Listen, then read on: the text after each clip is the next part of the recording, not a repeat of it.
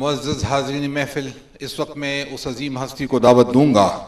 مایوسی کی صحرا میں امیدوں کی بہار، جہالت کے اندھیرے میں علم کی ایک روشن تنویر، اولیاء کرام کی توقیر، حضور قلندر بابا اولیاء رحمت اللہ علیہ کی محبتوں کی ایک حسین تصویر، مخلوق خدا کی پریشانیوں الجھنوں کی جامع تدبیر، اولیاء کرام حضور قلندر بابا اولیاء رحمت اللہ علیہ کی تعلیمات کی ایک مکمل تفسیر، علم معرفت کے خزانے ان کی تحریر، بنی نوع انسانوں سے محبت ان کی تقریر، ہم سب کے لیے سایہ عاطفت، سایہ محبت، آسمانی رفتوں کی طرح اولو العزم، چاند کا حسن، گل داؤدی کا رنگ، شبنم کی طرح دلگداز، بادی نسیم کی طرح شگفتہ، عظیم انسان، عظیم ہستی، اللہ کا عظیم احسان۔ بقول ایک شاعر کی کہ لاکھ ہوں خاموش پھر بھی قابل توقیر ہوں، لاکھ ہوں خاموش پھر بھی قابل توقیر ہوں، جس سے شہرت ہو مصور کی وہی تصویر ہوں۔ استقبال کیجئے مرشد کریم رہبر عظیم حضرت خواجہ شمس الدین عظیمی۔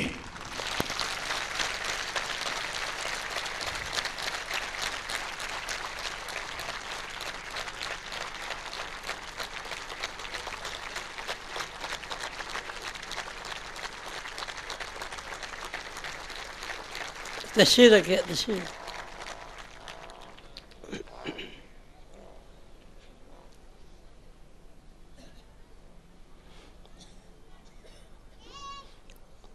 اعوذ باللہ من الشیطان الرجیم، بسم اللہ الرحمن الرحیم۔ لو انزلنا هذا القرآن على جبل لرأيته خاشعا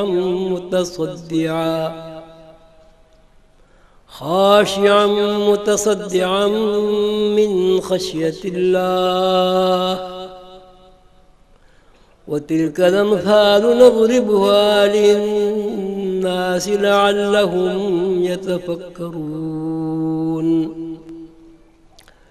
والله الذي لا إله إلا هو عالم الغيب والشهادة هو الرحمن الرحيم۔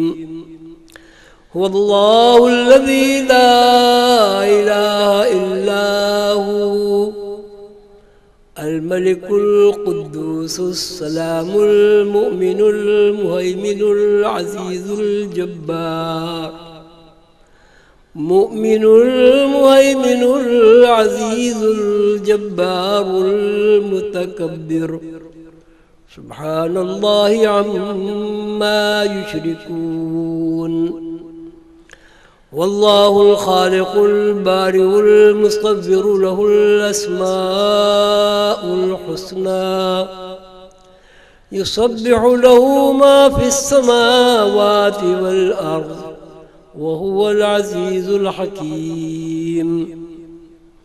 بسم الله الرحمن الرحيم، الحمد لله رب العالمين، الرحمن الرحيم، مالك يوم الدين، إياك نعبد وإياك نستعين، اهدنا الصراط المستقيم، صراط الذين أنعمت عليهم غير المغضوب عليهم ولا الضالين۔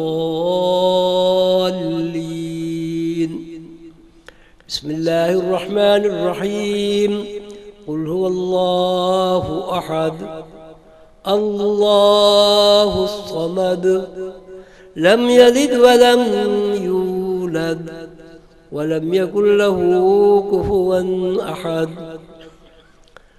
صدق الله العظيم۔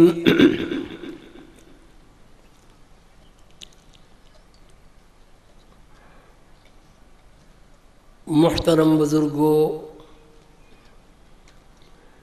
گرامی قدر بھائیوں، عزیز دوستوں، پیارے بچوں،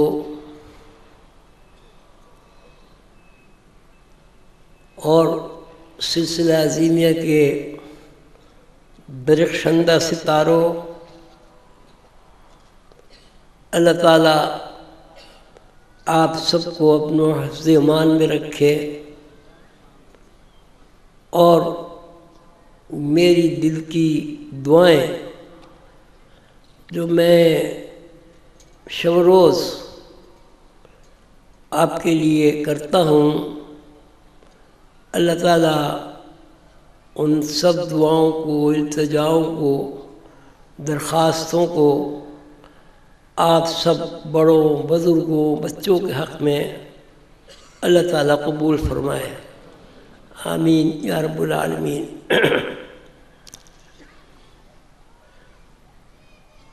ابھی ماشاءاللہ آپ نے اعلانات سنے، بلا شبہ یہ اللہ تعالیٰ کی رحمت، عنایت، محبت، شفقت ہے کہ اللہ تعالیٰ نے ہمیں ایسی محبت اور صلاحیت سے نوازا ہے کہ جو انشاءاللہ ہمارے لیے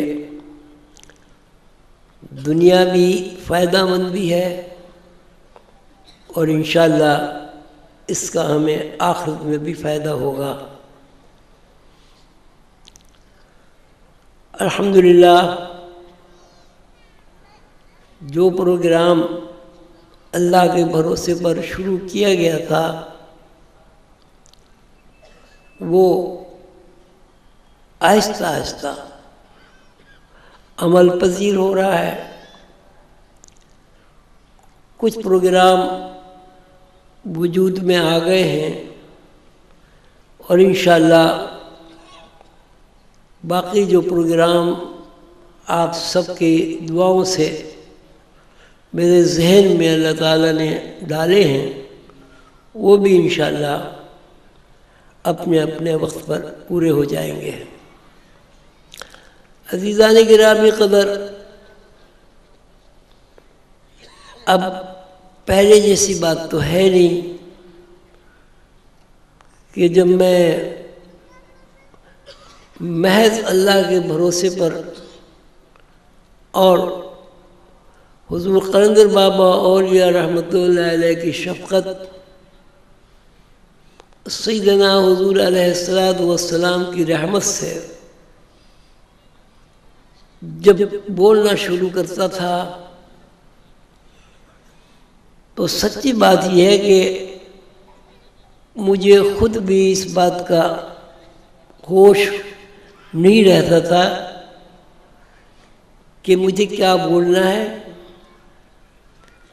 میں نے کیا معروضات آپ سب حضرات کے سامنے پیش کی، اس کا کیا مطلب ہے، کیا مفہوم ہے، لوگوں کے اوپر اس کا کیا تاثر قائم ہوا ہے۔ بس ایک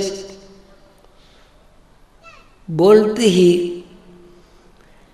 ایک دیوانگی شروع ہو جاتی تھی، اور اس دیوانگی میں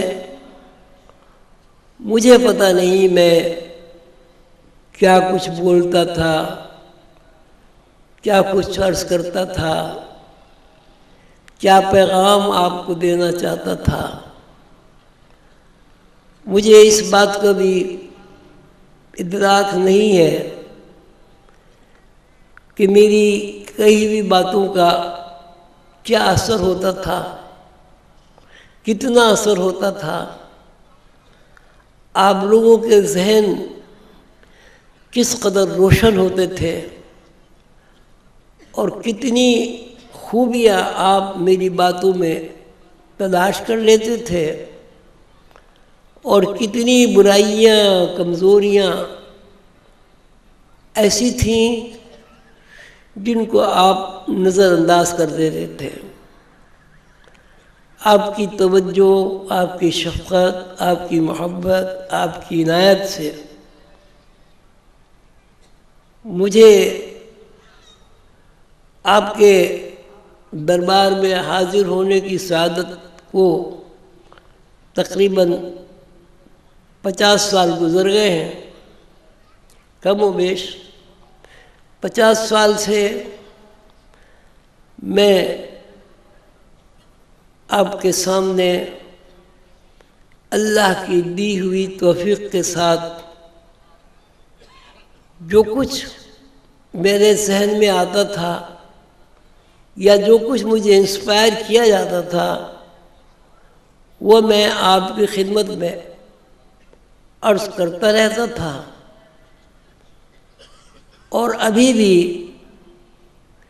وہ کہتے ہیں چور چوری سے چلا جاتا ہے، ایری پھیری سے نہیں جاتا، تو ابھی بھی میں یہی توقع رکھتا ہوں کہ میری گزارشات کا آپ کی عنایات سے اثر ہوگا اور اللہ تعالیٰ مجھے اور آپ کو دونوں کو عمل کرنے کی توفیق عطا فرمائیں گے۔ میرا موضوع جیسے کہ آپ سب حضرات کو معلوم ہے ہمیشہ سے ایک ہی موضوع رہا ہے، اور وہ یہ ہے جسم و جان کا رشتہ۔ جسم و جان کے رشتے سے مراد یہ ہے کہ آپ کا جسم کیا ہے اور آپ کی جان میں جو زندگی ہے، جو حرکت ہے، جو زندگی میں سکون ہے، یہ زندگی میں اضمحلال اور پریشانی ہے، اس کے پیچھے کیا اللہ تعالیٰ کی مصلحت کام کر رہی ہے، اور یہ جو رشتہ ہے جسم و جان کا، اس رشتے کے لیے اللہ کی کتاب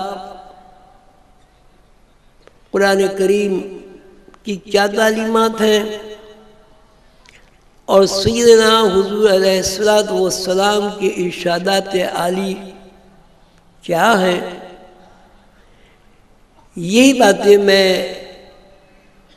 آپ سے ہمیشہ کرتا ہوں، اور یہ اس لیے بھی یہی باتیں کرتا ہوں کہ میرا مبلغ علم جو ہے وہ روحانی علوم کے سلسلے میں محدود ہے، اور اس کے علاوہ مجھے کوئی علم آتا بھی نہیں ہے، سچی بات ہے۔ حضور قلندر بابا اولیاء رحمۃ اللہ علیہ نے اس سے ارشاد فرمایا کہ مجھے خواجہ صاحب کہتے تھے، خواجہ صاحب آپ کو سلسلہ چلانا ہے۔ یہ بات میں پہلے بھی کئی دفعہ دہرا چکا ہوں، عرض کر چکا ہوں، خواجہ صاحب آپ کو سلسلہ چلانا ہے۔ میں نے عرض کیا حضور آپ کا فرمانا سراخوں پر، لیکن سچی بات یہ ہے کہ نہ میری تعلیم کوئی ایسی ہے، نہ میری عقل و شعور ایسا ہے کہ میں اتنی بڑی ذمہ داری کو قبول کروں گا،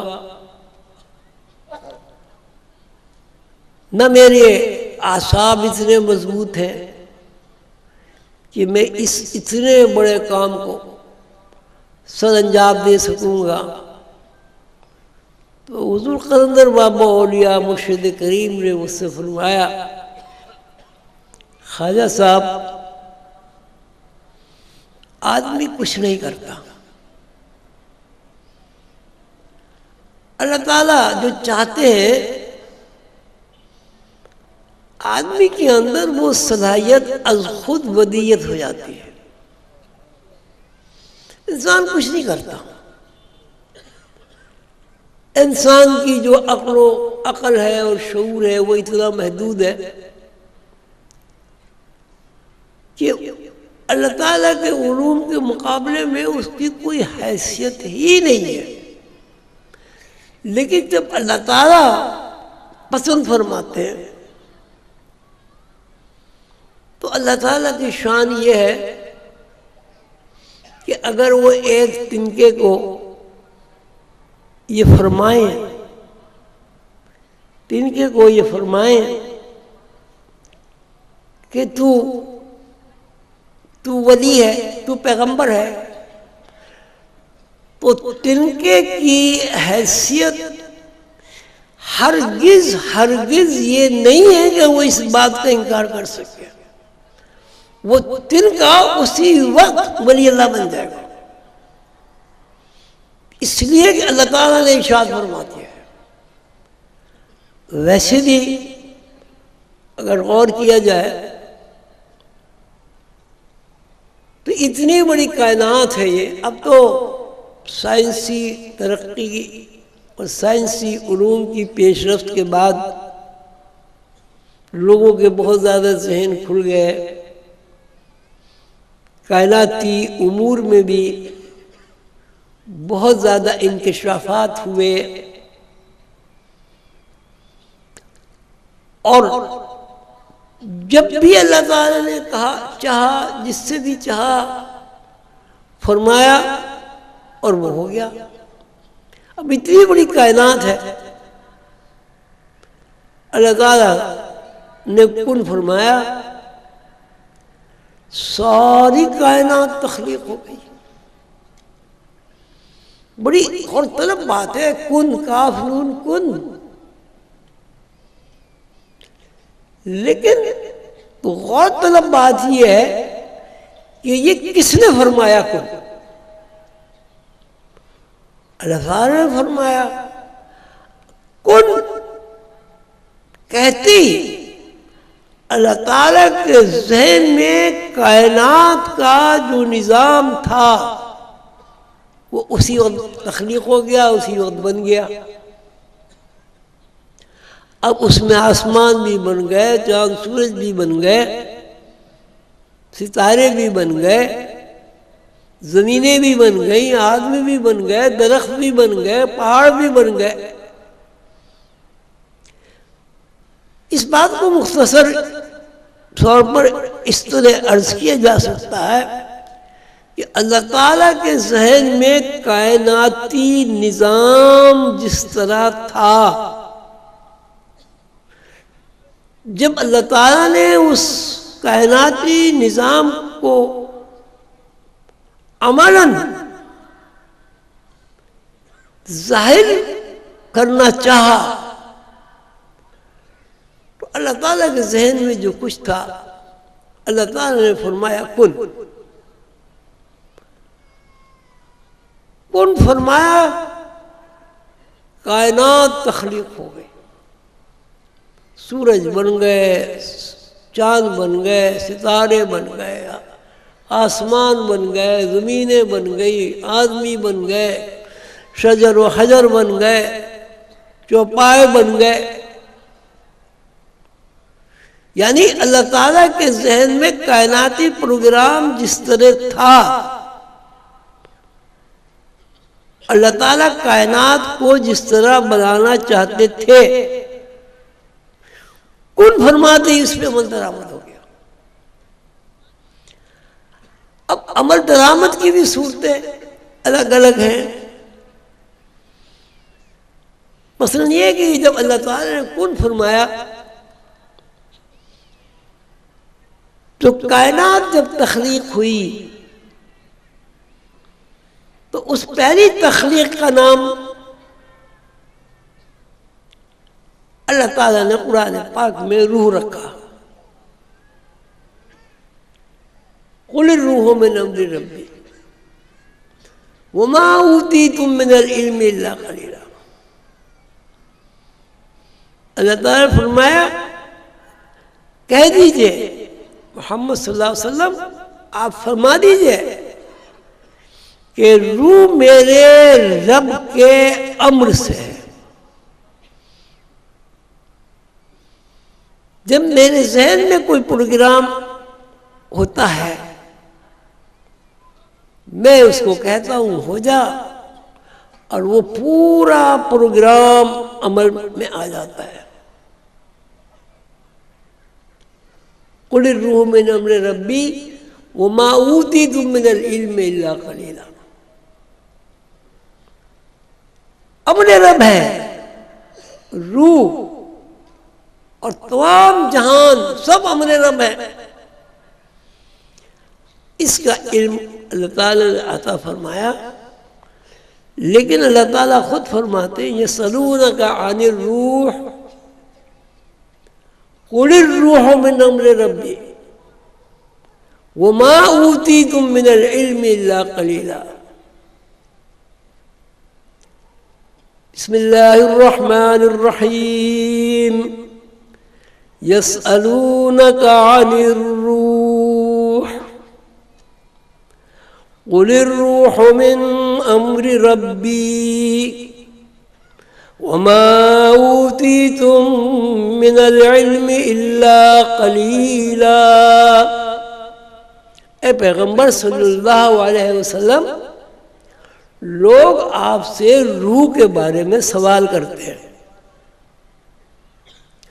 آپ فرما دیجئے روح میرے رب کے امر سے ہے، اور جو کچھ روح کا علم دیا گیا ہے وہ قلیل ہے.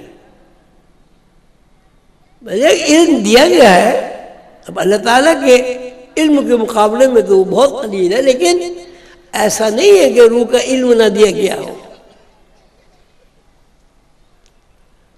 اور روح امر رب ہے. انما امره اذا اراد شيئا ان يقول له كن فيكون. اللہ کا امر یہ ہے کہ جب وہ کسی چیز کا یا کسی شے کا ارادہ کرتا ہے، اللہ تعالیٰ فرماتا ہے کن، اور وہ چیز بن جاتی ہے، وہ کائنات تخلیق ہو جاتی ہے. یسألونک عن الروح قل الروح من امر ربی وما اوتیتم من العلم الا قلیلا. لوگ آپ سے روح کے بارے میں سوال کرتے ہیں، آپ فرما دیجئے اے پیغمبر صلی اللہ علیہ وسلم، آپ فرما دیجئے کہ روح، آپ لوگوں سے سوال کرتے ہیں، لوگ آپ سے سوال کرتے ہیں روح کیا چیز ہے. یہ یسألونک عن الروح، روح کیا چیز ہے. اے پیغمبر صلی اللہ علیہ وسلم آپ فرما دیجئے، کہہ دیجئے کہ روح امر رب سے ہے، یعنی اللہ تعالیٰ کا حکم روح ہے. جیسے اللہ تعالیٰ نے فرمایا کن، ساری کائنات تخلیق ہو گئی.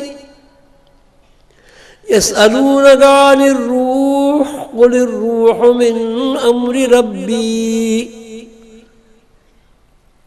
آپ سے لوگ سوال کرتے ہیں روح کے بارے میں، آپ فرما دیجئے روح امر رب ہے. وما اوتیتم من العلم الا قلیلا، اور جو علم دیا گیا ہے وہ قلیل ہے. مقصد یہ کہ اللہ تعالیٰ نے یہ نہیں فرمایا کہ روح کا علم ایسا علم ہے کہ جو کوئی بندہ سیکھ ہی نہیں سکتا، ایسا نہیں فرمایا. وما اوتیتم من العلم الا قلیلا، روح کا علم سکھایا گیا ہے، لیکن اللہ تعالیٰ کے مقابلے میں تو ظاہر ہے وہ قلیل ہی ہے. روح اور جسم دو رشتے اس دنیا میں قائم ہیں. سب لوگ جانتے ہیں کہ جب تک روح جسم انسانی میں موجود ہے جسم حرکت کرتا ہے، اور جب روح جسم انسانی سے رشتہ توڑ لیتی ہے پھر آدمی میں حرکت نہیں رہتی. روزانہ کی مثال ہے کہ آدمی مر گیا. اب آپ سے پوچھا جائے یا مجھ سے پوچھا جائے, کسی سے بھی سوال کیا جائے بھائی کہ آدمی مر گیا, مرنا کیا چیز ہے, تو یہی کہا جائے گا بھائی اس کی روح نکل گئی, یا روح نے جسم سے رشتہ منقطع کر لیا. اس کا مطلب یہ ہوا کہ جب تک روح جسم سے رشتہ جوڑے رہتی ہے, جسم میں زندگی رہتی ہے, اور جب روح اس جسم سے رشتہ منقطع کر لیتی ہے, توڑ لیتی ہے, تو جسم مر جاتا ہے. مرنے کا مطلب یہ ہے کہ جسم کے اندر کوئی حرکت نہیں رہتی, کوئی حرارت نہیں رہتی, جسم بولتا بھی نہیں ہے. جسم کو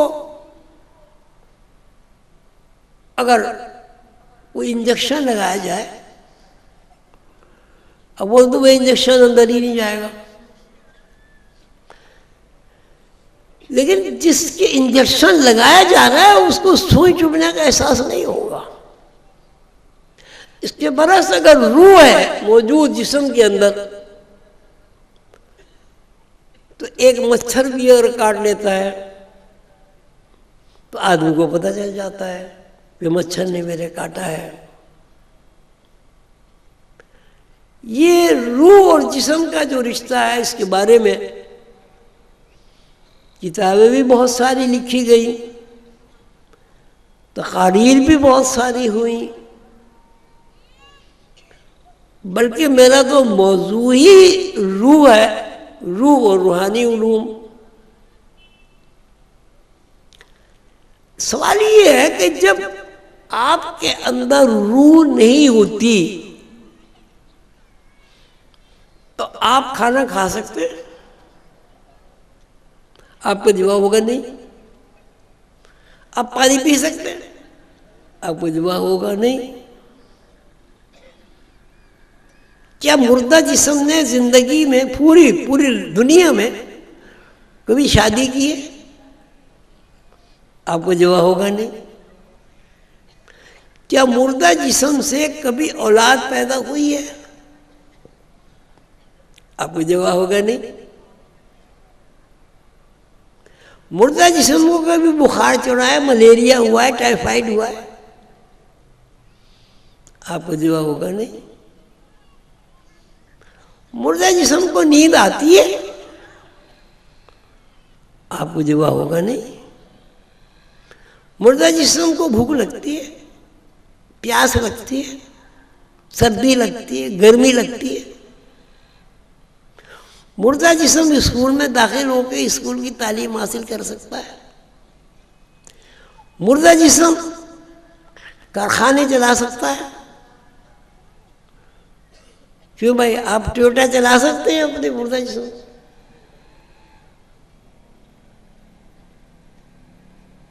آپ جتنا بھی اس بارے میں غور و فکر کریں گے تو آپ کے پاس ایک ہی جواب ہے کہ جب تک جسم کے اندر روح کی تحریکات ہیں, جسم میں حرکت ہے, اور جب روح کی تحریکات ختم ہو جاتی ہے تو جسم کیا ہو جاتا ہے جی؟ مردہ ہو جاتا ہے, ڈیڈ باڈی ہو جاتا ہے. کیا آپ نے کبھی دیکھا ہے کہ ایک مردہ جسم ہے اور اس نے اپنے بیٹوں سے کہا, ہو بیٹے ذرا مجھے کوٹ تو پہنا دے؟ یا کسی نے کہا ہو بھائی میری اچھی پیاری بیٹی مجھے ایک پیالے دودھ ہی پلا دے؟ زندگی کا کوئی عمل, کوئی حرکت اس وقت تک ہی ہے جب تک کہ جسم میں روح موجود ہے. روح نکل گئی، جسم کو آپ ڈیڈ باڈی کہتے ہیں، لاش کہتے ہیں، مردہ کہتے ہیں، جو کہتے ہیں. میں آپ سے سوال کرنا چاہتا ہوں، کیا کسی مردہ جسم نے کبھی کوئی بچہ پیدا کیا ہے؟ کیا کسی مردہ جسم نے کوئی اسکول قائم کیا ہے؟ یا کسی مردہ جسم میں کوئی یونیورسٹی قائم کی ہے کبھی؟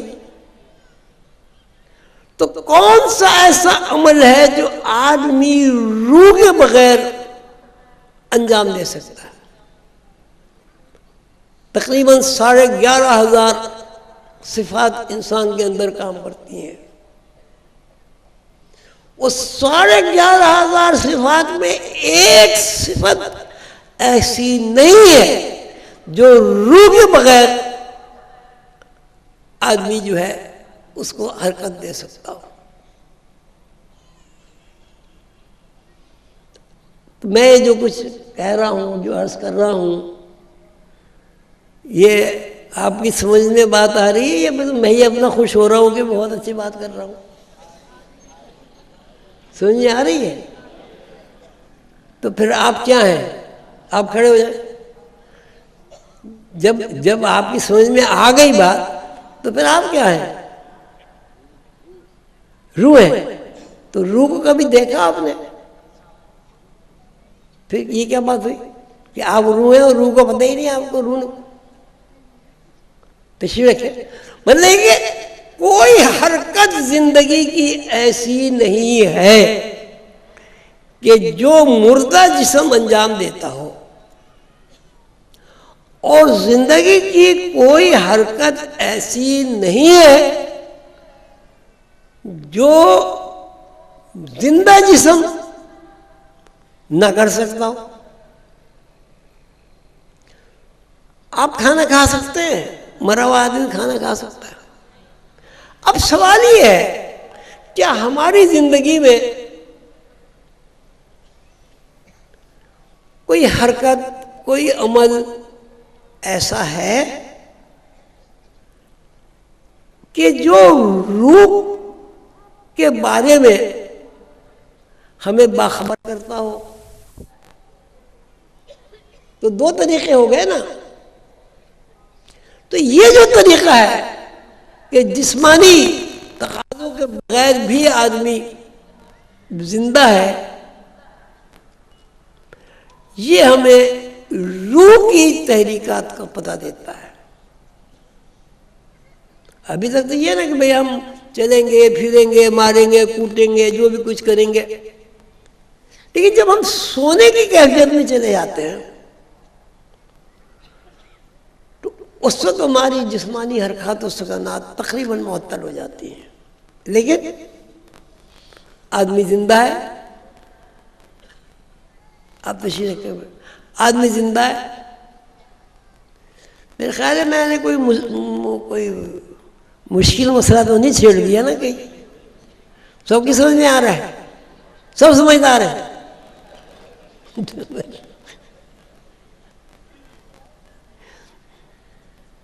اب انسان کے اندر یوں سمجھیے کہ دو صلاحیتیں ہیں. صلاحیتیں تو بے شمار ہیں، 11,500 صلاحیتیں. دو صلاحیتیں ساری ہم کہتے ہیں انسان کے اندر دو صلاحیتیں موجود ہیں. ایک صلاحیت یہ وہ جسم کے ساتھ، ہر کام جسم کے ساتھ کرتا ہے. ایک صلاحیت یہ کہ وہ ہر کام جسم کے بغیر کرتا ہے. مثلا خواب میں جب وہ سوتا ہے تو خواب میں وہ سیر بھی کرتا ہے، خواب میں لڑتا بھی ہے، خواب میں روتا بھی ہے، خواب میں اسے تکلیف بھی ہوتی ہے، خواب میں کھانا بھی کھاتا ہے نہیں؟ کبھی کھائے خواب میں؟ پلاؤ کھائیے کبھی خواب میں؟ خوشبو آتی نہیں؟ اٹھنے کے بعد بھی ہاتھ میں خوشبو ہوتی. میرا تو تجربہ ہے. ایک دفعہ میں خواب میں پلاؤ کھائی تو جب اٹھا تو ہاتھ میں سے خوشبو آ رہی تھی پلاؤ کی. تو اس کا مطلب انسان بیک وقت دو پٹری پر چل رہا ہے. ایک پٹری یہ ہے کہ وہ شعوری زندگی میں لاشعور سے بالکل بے خبر رہتا ہے، اور ایک زندگی یہ ہے کہ وہ شعور معطل ہوتا ہے اور وہ لاشعور میں زندگی بسر کرتا ہے. مثلا آدمی سو گیا تو آپ شعور میں ہے یا لاشعور میں ہے؟ کون سا ایسا کام ہے جو آپ خواب میں نہیں کرتے؟ لڑتے نہیں ہیں، گالیاں نہیں دیتے خواب میں، خواب میں کھاتے نہیں ہیں، خواب میں مارتے نہیں ہیں. کون سا ایسا کام ہے جو آپ خواب میں نہیں کرتے بتائیں؟ اردو قندل بابا نے تو نو قلم میں یہ بھی فرمایا ہے کہ خواب میں انسان جنسی تلذذ کرتا ہے تو جس طرح اس کو بیداری میں اس عمل کے کرنے کے بعد غسل واجب ہوتا ہے، اسی طرح خواب میں جنسی تلذذ کے بعد غسل واجب ہو جاتا ہے. ہوتا ہے نہیں ہوتا؟ کیوں نہاتے ہیں آپ؟ اچھا، کوئی آپ اچھا خواب دیکھتے ہیں تو اٹھ کے خوش ہوتے ہیں، بھئی آج میں نے بڑا اچھا خواب دیکھا. خواب میں کوئی پریشان کن حالات سے گزرتے ہیں تو آپ ناخوش ہوتے ہیں کہ بھئی آج تو بڑا پریشان کن خواب دیکھا. بزرگوں کو تلاش کرتے ہیں، ان سے کہتے ہیں جی ہم نے یہ خواب دیکھا، ہم نے یہ خواب دیکھا. اب دو زندگیاں ہماری ساتھ یہ وقت چل رہی ہیں. ایک زندگی بیداری کی زندگی ہے اور دوسری زندگی خواب کی زندگی ہے. خواب کی زندگی میں اور بیداری کی زندگی میں یہ فرق ہے کہ بیداری کی زندگی میں جسم متحرک ہوتا ہے اور خواب کی زندگی میں زندگی برقرار رہتی ہے لیکن جسمانی حرکات و سکنات معطل ہو جاتی. یہ کوئی ایسی بات تو نہیں ہے جو بہت زیادہ بانی کو سمجھ میں نہ آنے والی ہو، یا ہے؟ کون آدمی ایسا ہے جو کبھی سوتا نہیں ہے؟ کون آدمی ایسا ہے جو ساری زندگی بیدار ہی رہتا ہے، سوتا بھی ہے بیدار بھی ہوتا ہے؟ اس طرح کہ اللہ تعالیٰ نے ایک ایسا نظام تخلیق کیا ہے کہ ہر انسان ہی نہیں، ہر مخلوق، اس میں بڑے سے بڑی مخلوق بھی ہو سکتی ہے، چھوٹی سے چھوٹی مخلوق بھی ہوتی ہے، بیکٹیریا بھی ہو سکتا ہے اس میں، وائرس بھی ہو سکتا ہے اس میں، ہاتھی بھی ہو سکتا ہے اس میں. ہر چیز سوتی ہے، ہر چیز جاگتی ہے. یولج اللیل فی النہار ولج النہار فی اللیل، تولج اللیل فی النہار تولج النہار فی اللیل.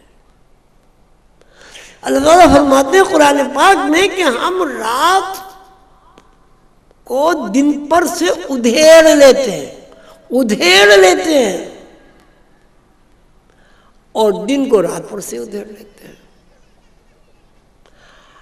اور ہم رات کو دن میں داخل کر دیتے ہیں اور دن کو رات میں داخل کر دیتے ہیں. یخرج الحی من المیت ویخرج المیت من الحی، موت میں سے زندگی نکالتے ہیں اور زندگی میں سے موت نکالتے ہیں.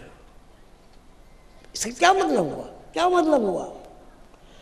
اب ایک آپ کی زندگی بیداری کی زندگی ہے، ایک آپ کی زندگی سونے کی زندگی ہے، خواب کی زندگی ہے.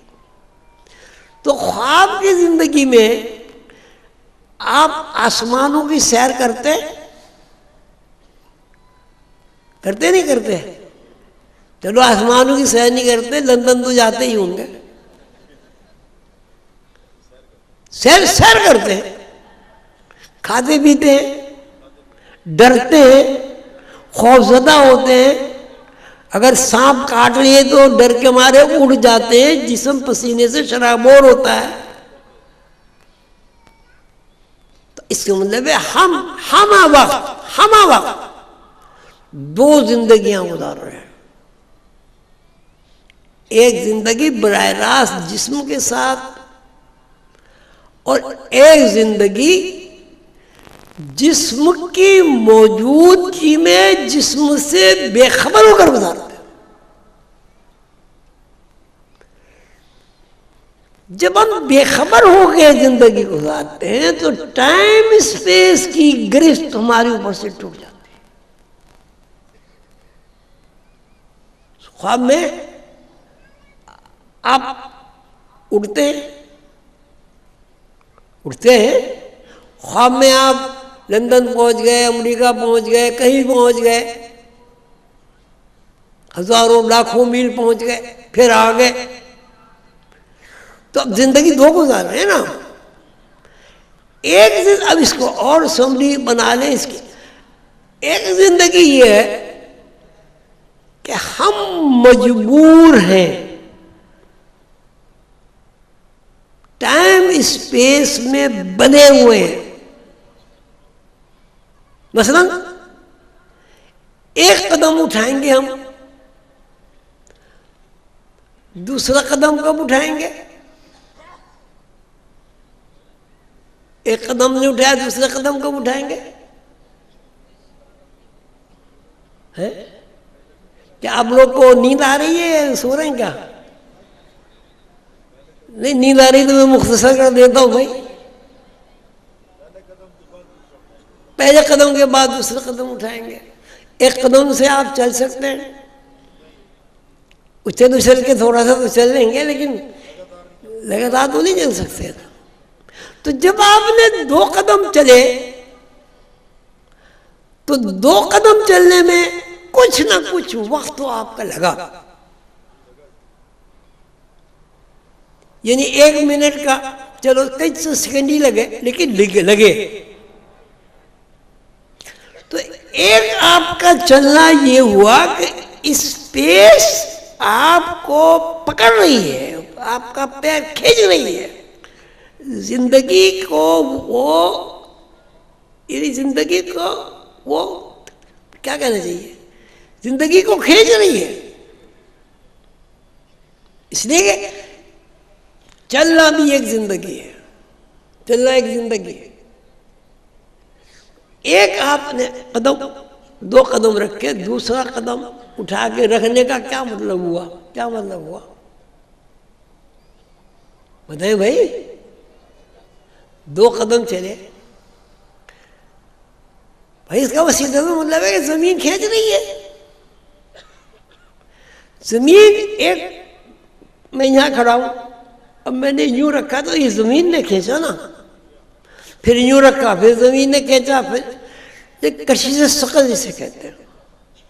لیکن اس کے ساتھ ہی ساتھ ہر آدمی کی زندگی میں ایک وقفہ ایسا بھی آتا ہے کہ وہاں کشش ثقل ختم ہو جاتی ہے، اور وہ زندگی کیا ہے؟ وہ رات کی آواز ہے، خواب کی آواز ہے۔ خواب میں آدمی اڑتا ہے، بیداری میں آدمی اڑ نہیں سکتا۔ خواب میں آدمی کی رفتار اتنی تیز ہوتی ہے کہ ادھر سویا ادھر اس نے دیکھا کہ جناب میں تو وہاں مکہ مدینے میں ہوں، مکہ مدینے میں اگر پیدل چلے تو میرے خیال ہے کئی 3-4 سال میں پہنچے گا، لیکن خواب میں وہ 1 سیکنڈ کے فریکشن میں وہاں پہنچ جاتا ہے مکہ مدینے، اور پھر اسی طرح وہاں سے آ بھی جاتا ہے۔ اس کا کیا مطلب ہوا بھائی؟ اس کا مطلب ہے کہ انسان کے اندر 2 صلاحیتیں ہمہ وقت کام کر رہی ہیں۔ ایک صلاحیت اسپیس میں بند صلاحیت ہے، اور ایک صلاحیت اسپیس سے آزاد صلاحیت ہے. اب ہم یوں کہیں گے کہ اسپیس سے آزاد صلاحیت خواب ہے اور اسپیس سے پابند صلاحیت بیداری ہے. لیکن 6 ارب انسانوں میں ایک آدمی ایسا نہیں ہے کہ وہ اس قانون کو توڑ دے. جب وہ بیدار ہوگا تو اسپیس کی حد بندی اس کے اوپر لازم آ جائے گی، اور جب وہ سوئے گا کیا ہوگا؟ اسپیس سے آزاد ہو گیا. اب اس کا مطلب کیا ہوا؟ اس کا مطلب یہ ہوا کہ ہر انسان 24 گھنٹے میں متعینہ وقت میں کبھی اسپیس میں بند ہے اور کبھی اسپیس سے آزاد ہے. اب میں 12 گھنٹے 24 گھنٹے ہوتے ہیں، 12 گھنٹے میں جاگتا ہوں، 12 گھنٹے سوتا ہوں. تو 12 گھنٹے جب میں جاگا تو ٹائم اسپیس میں بند رہا. جب سو گیا تو اس کا مطلب ہے انسان کی زندگی میں ٹائم اسپیس کی پابندی اور انسان کی زندگی میں ٹائم اسپیس سے آزادی، دونوں حالتیں ہم وقت موجود ہیں. جب آپ ٹائم اسپیس سے آزاد ہوتے ہیں تو کیا ہوتا ہے؟ کیا ہوتا ہے؟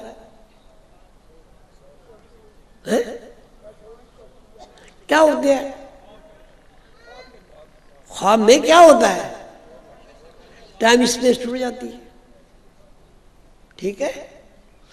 تو ہر انسان کی زندگی کی نصف زندگی اگر وہ 60 سال کا ہے تو 30 سال کی زندگی اس کی ٹائم اسپیس میں بند ہے اور 30 سال کی زندگی اس کی ٹائم اسپیس سے آزاد ہے.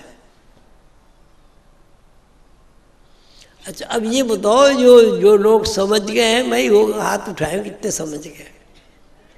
اس بات کو کتنے لوگ سمجھے؟ ماشاءاللہ بڑی تعداد ہے بھائی یہ تو. اچھا میں پوچھوں گا کیا سمجھے؟ ہوں گا جی وہ سوچ کے بتائیں گے یا گھر جا کے سوچیں گے پھر آپ کو بتائیں گے. مختصر بات یہ ہے کہ ہر انسان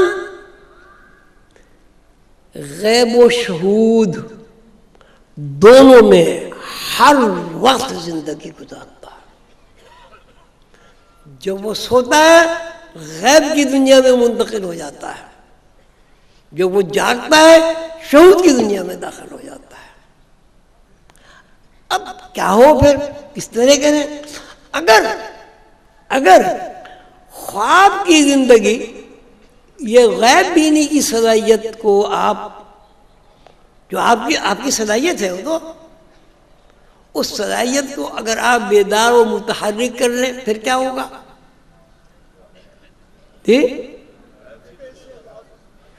اس پہ سے آزاد ہو جاؤ گے. یہ مشکل کام ہے آسان کام ہے؟ ہر آدمی سوتا ہے، جب سوتا ہے تو وہ غیب کی دنیا میں چلا جاتا ہے. ہر آدمی جاگتا ہے، جب وہ جاگتا ہے تو غیب کی دنیا سے واپس آ کے شہود کی دنیا میں آ جاتا ہے.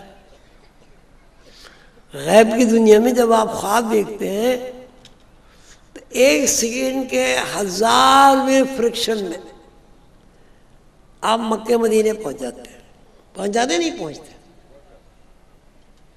اور جب آپ جاگتے ہوئے ہوتے ہیں تو مکہ مدینے جانے میں آپ کو سال بھر لگے گا. ابھی تو جہاز کی بات نہیں ہو رہی، چلنے پھرنے کی بات ہو رہی.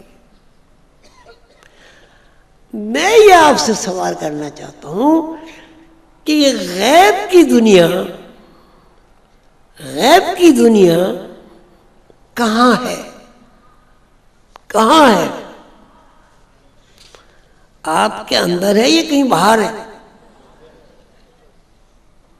اب میں کہوں جی آپ کے اندر پڑھنے کی صلاحیت موجود ہے، اگر آپ چاہیں تو آپ انگریزی پڑھ لیں، آپ چاہیں تو اردو پڑھ لیں، آپ چاہیں کچھ بھی پڑھ لیں۔ اب میں یہی کہتا ہوں کہ آپ کے اندر غیب میں دیکھنے کی، غیب میں چلنے کی، غیب میں چلنے پھرنے کی، غیب میں کھانے پینے کی، غیب میں جنسی تلذذ حاصل کر کے واجب غسل کرنے کی صلاحیت موجود ہے۔ اب آپ کے لیے غیب میں جانا کیوں مشکل ہے؟ کیوں مشکل ہے بتائیں؟ کیوں ہے؟ کوشش کیا ہوتی ہے؟ کیوں مشکل ہے بھائی؟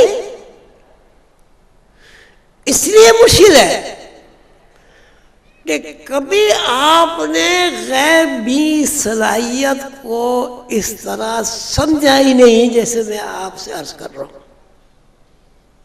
مشکل نہیں ہے، صلاحیت آپ کی ہے۔ ایک آدمی کے اندر حساب کی صلاحیت ہے، وہ پڑھ لیتا ہے، سی کر لیتا ہے۔ ایک آدمی میں علاج کرنے کی صلاحیت موجود ہے، وہ بڑی آسانی سے ڈاکٹر بن جاتا ہے۔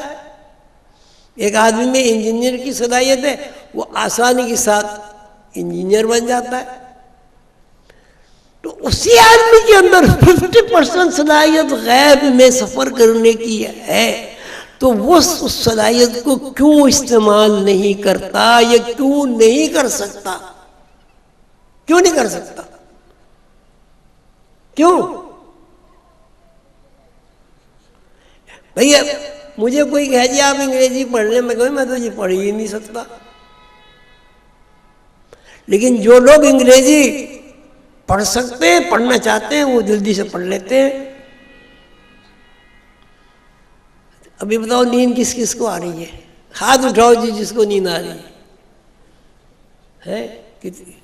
نیند بھائی، نیند کسے کہتے ہیں؟ نیند والے ہاتھ اٹھائیں۔ یہ کیا مطلب ہوا اس کا؟ وہ تو ساری کہہ رہے ہیں، وہ پورے ہاتھ اٹھے ہوئے ہمیں نیند آ رہی ہے۔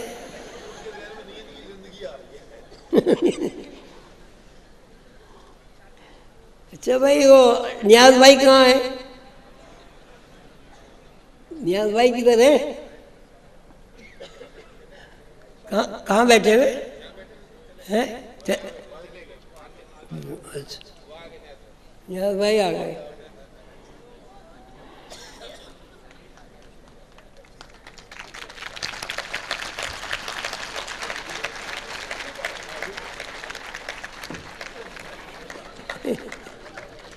ادھر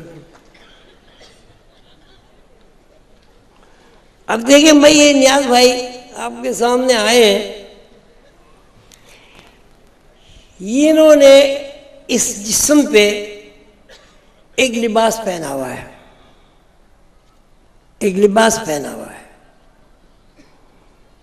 اب ہم یہ کہیں گے کہ یہ ان کا جو جسم ہے وہ روح ہے، اور یہ جو انہوں نے کرتا جو پہنا ہوا ہے یہ جسم ہے۔ اب ہم ان سے یہ کہیں گے کہ آپ کا جو جسم ہے وہ نہ ہلے اور آپ کا کرتا ہلے۔ ہاں جی، ہلاؤ، ہلانے کی کوشش تو کرو، انگلی ہلاؤ۔ اچھا، اس کا مطلب یہ اگر اس کرتے کو اتار دیا جائے تو جسم کی حیثیت ڈیڈ باڈی کی ہوگی، اور جب تک یہ جسم کے اندر زندگی رہے گی، اس کرتے میں حرکت رہے گی۔ یہ میں نے ان کو ذرا بنوانا چاہیے تھا دوسرے قسم کا، میں نے کہا آپ لوگ ڈر جائیں گے کہ یہ کیا چیز، بالکل اس کی ناک میں ناک ہوتی، کان میں کان ہوتا، ہونٹوں میں ہونٹ ہوتے، سر میں سر ہوتا، کان میں کان تو ہے، کان میں کان ہوتے، تو وہ اس سے کیا ہوتا ہے، آپ کے ذہن میں یہ بات آ جاتی کہ یہ ہمارا جو مٹیریل باڈی ہے یہ روح نے لباس کی طرح پہنا ہوا ہے. روح ہلے گی، حرکت کرے گی، جسم حرکت کرے گا. روح کھانا کھائے گی، جسم کھانا کھائے گا. اس لیے کہ جب روح جسم کو چھوڑ دیتی ہے تو جسم کھانا نہیں کھاتا. اب یہی اپنے اس جسم کو، جسم سمجھیے اسے، اس کو اتار دیتے ہیں. اب ہم کہتے ہیں جی اس کو حرکت دو، حرکت ہوگی؟ ہوگی؟ یہ اتار کے جی رکھ دو اور یہ اس کو اور یہ ہلے. یہ سمجھیے یہ اپنے جسم ہے ان کا. یہ کپڑے جو ہیں ان کا یہ کیا ہے؟ اب یہ دیکھو اگر یہ جسم سے الگ ہو جائے تو جسم حرکت کرے گا؟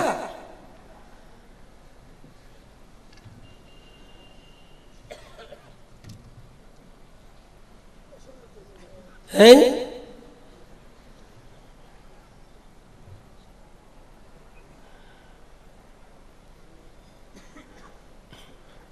الحمدللہ.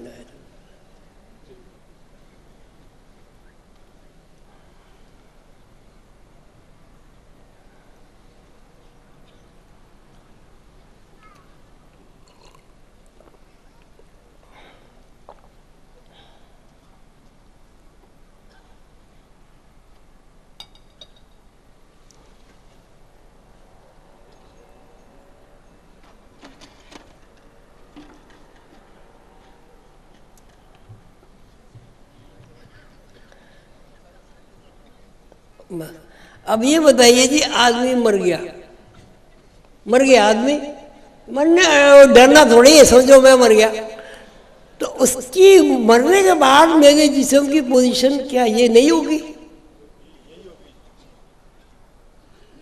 یہ حرکت اس سے رات سے کہو بھائی تو ہاتھ ہلا، اور مجھ سے آپ کہیں گے ہاتھ ہلا دو، میں ہاتھ ہلا دوں گا. لیکن اگر میرے اس جسم کی پوزیشن اس چولہے کی طرح ہو جائے گی تو اس میں حرکت نہیں رہے گی. تو اس میں ہمارا جسم جو ہے وہ کچھ بھی نہیں ہے، ایک میڈیم ہے، اصل نہیں ہے. اصل اگر جسم ہوتا تو اس میں حرکت ہوتی ہے، اس کو بھوک لگتی. اب یہ جسم ہے، یہ پورا ایک جسم کھڑا ہوا ہے. اس سے میں کہتا ہوں بھائی ہاتھ ہلا، ہاتھ ہلائے گا؟ کیوں؟ ڈیڈ باڈی ہے. میں اس سے کہتا ہوں بھائی تو چل کے وہاں تک جا، نہیں جائے گا. کیوں؟ ڈیڈ باڈی ہے. اور جب اس کے اندر روح ہوگی، جب روح ہوگی تو یہ چلے گا. اس کی سوئی چبوگے نا تو کیا کرتا ہے؟ سوئی چبوتا ہے. اور جب اس جسم پہ آپ آستین کا قینچی سے کاٹ دیجئے، کیوں؟ اس کے اندر روح نہیں ہے. اس ساری گفتگو کا خلاصہ یہ ہوا کہ ہم روح کے علاوہ بالکل کچھ نہیں. جب تک روح ہمارے اندر ہے ہمیں بھوک بھی لگتی ہے، ہم کھانا بھی کھاتے ہیں، ہم سوتے بھی ہیں، ہم جاگتے بھی ہیں، ہم شادی بھی کرتے ہیں، ہمارے بچے بھی ہوتے ہیں. اور جب روح نکل جاتی ہے، جیسے اب یہ اصل جسم جو روح تھا وہ نکل گیا اس میں سے، یہ کھانا کھائے گا؟ چلے گا؟ تم اس کے تھپڑ مارو یہ جواب دے گا؟ تم اس کی چٹکی بھرو یہ سی کرے گا؟ کیوں؟ روح نہیں. تو ہم کیا ہوئے پھر؟ اب یہ جو ہم کیا ہوئے اس کو ہم تلاش کرنا ہے. ہمیں یہ ہم تلاش کہاں کریں؟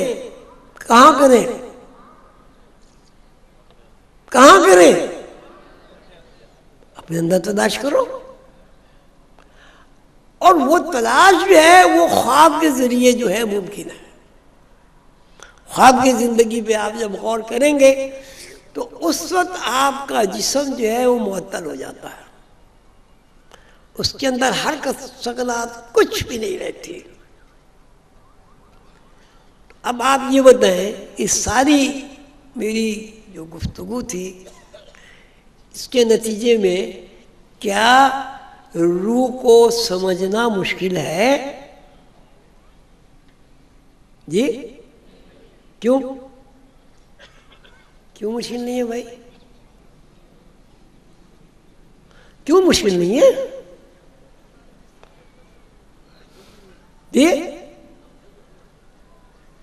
روح کو سمجھنا اس لیے مشکل نہیں ہے کہ ہماری زندگی میں جتنی بھی حرکات و سکنات ہیں وہ روح کے تابع ہیں. روح جسم سے نکل گئی، حرکات و سکنات ختم ہو گئی. وہ کسی نے زلیخا پڑھ رہا تھا، کوئی صاحب ساری رات پڑھی انہوں نے، تو انہوں نے کہا بھائی آپ لوگ سمجھ گئے؟ کہ جی ہاں سب سمجھ گئے، لیکن یہ بتاؤ کہ زلیخا عورت تھی یا مرد تھا؟ تو وہی میرا بھی ساتھ، میرا خیال ہے کافی دیر ہو گئی. اللہ تعالیٰ آپ سب کو خوش رکھے. یہ میں نے اگلے سال اس کو میں اور ترقی دوں گا اگر میں زندہ رہا تو اس کی پھر ایسے ہی جسم بنانے کی کوشش کریں گے. اس وقت میں نے اس کو اس لیے نہیں بنایا کہ آپ لوگ ڈر نہ جائیں کہیں کہ ابا جی تو اب بالکل پیچھے پڑ گئے مرنے کے چکر. اللہ تعالیٰ آپ کو خوش رکھے. آپ سب حضرات تشریف لائے، آپ کا بہت شکریہ. آپ تشریف لے آتے ہیں میں بہت خوش ہوتا ہوں، اللہ کا شکر بھی ادا کرتا ہوں، آپ کو دعائیں بھی دیتا ہوں، رونق بھی لگ جاتی ہے. پہلے میں خود چل کے آپ کے پاس آیا کرتا تھا، لیکن اب کچھ حالات ایسے ہوئے کہ میں کچھ نہیں آ سکتا، تو آپ لوگ آ جاتے ہیں تو یہاں بڑی خوشی ہوتی ہے. اللہ تعالیٰ آپ سب کو خوش رکھے. آپ تشریف لائے، آپ کا بہت شکریہ. اب یہ ہے کہ یہ جو میں نے معروضات پیش کی، تقریر کی، یہ آپ کو سمجھانے کی کوشش کی، ذرا ہاتھ تو اٹھائیں کتنے لوگ سمجھے؟ ماشاء اللہ ماشاء اللہ. پھر تو یہ تو سبھی نے ہاتھ اٹھا دیے جی. بس آپ سبھی سمجھ گئے، اصل میں ہی نہیں سمجھا کہ میں نے آپ کو کیا سمجھایا. السلام علیکم ورحمۃ اللہ.